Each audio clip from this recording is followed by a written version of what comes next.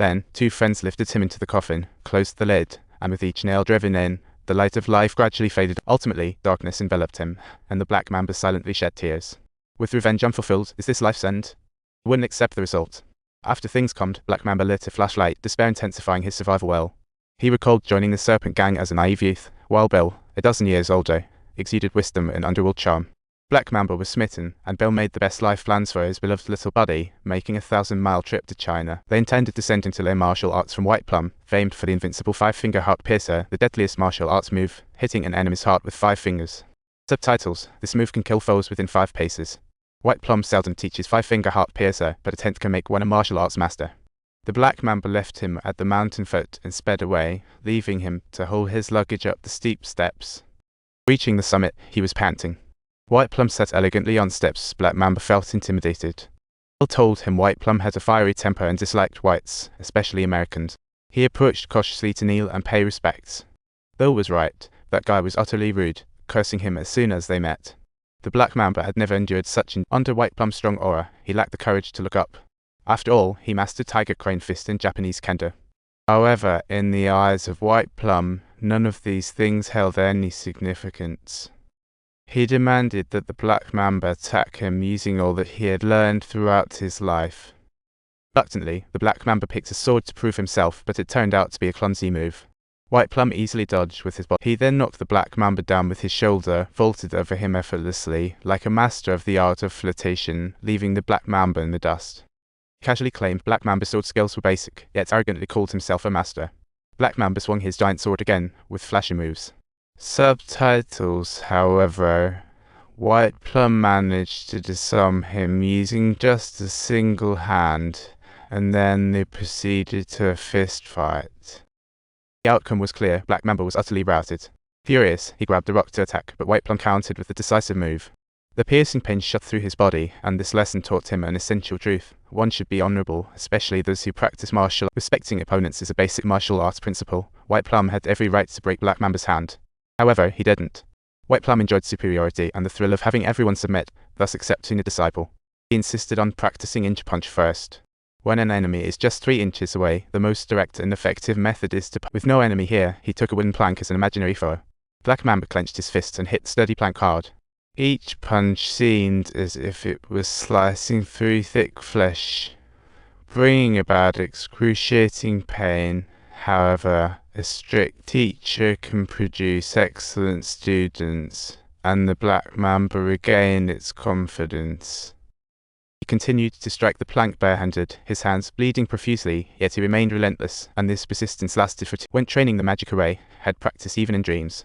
Daily, he carried water uphill to build stamina and strength. 2 years' effort paid off. He mastered skills, smiled rarely, and taught other boxing forms. Compared to the Tiger Crane style he thought headmastered, this is true martial art, defeating foes in self-defense, a real twist of fate. Under the quiet, desolate tomb, Black Mamba opened his palm, inspecting the coffin size just for him to lie. Space was scarce, knees bent only 45 degrees. Despite this, the Black Mamba clung to survival. He removed his boots and slowly maneuvered them under his hips. The advantage of long boots was that he could stash some escape tools, for example a dagger. Black Mamba took it, used his chin, and struggled to cut the ropes. Due to weak backhand, it took long, but luckily he had plenty of time. Cutting the ropes was inevitable. At this point, the coffin seemed to brighten significantly, an indication of his inner survival desire shining through. He stretched his hand to knock on the coffin lid, seeking out the weaker spots.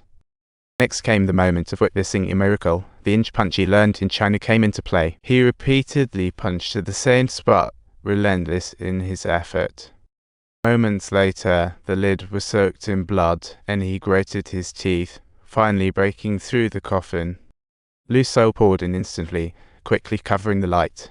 Since it was an old grave with a new occupant, the earth wasn't that dense. The Black Mamba erupted from the ground like a phoenix rising from the ashes.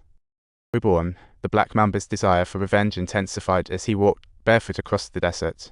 Under the blazing sun, he crossed countless hills and finally returned to Bard's trailer, where Al was just pulling up for a deal. Talk about killing 2 birds with one. Bard told Al he kept the Black Mamba alive and to pay respects. Find Paula's rest, grey son. Al noted it down. With his arrogant personality, he would indeed check it out, but unfortunately, he was destined not to live to see that day. Bard mentioned he had a half-buried katana that Bill had previously gifted him for $250, which was basically just scrap metal, complimenting his life lately. While Al was thriving, $1 million for this katana would be a bargain, yet he had no intentions of actually paying. Bard opened the suitcase, revealing millions of dollars, exuding an irresistible charm. He savored the thrill of counting cash until he cramped it. However, a real black mamba emerged from the cache next second. It's nature's most venomous snake. Just 10 to 15 milligrams can claim a life in 20 minutes, while a black mamba can deliver 100 to 400 milligrams in one bite. There's no doubt Bard was toast.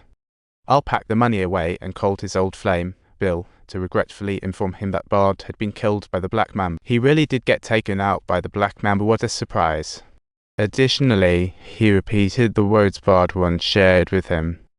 Black Mamba's dealt with. To lose the smokes, find Paula's rest tombstone at the graveyard. I'll pack the cash. After making plans, he opened the door only to be knocked over by a pair of shadowy black boots. In the cramped space, using a knife was like trying to play jazz in a phone booth. He could only swing it like a baton, but it forced the black mamba to retreat.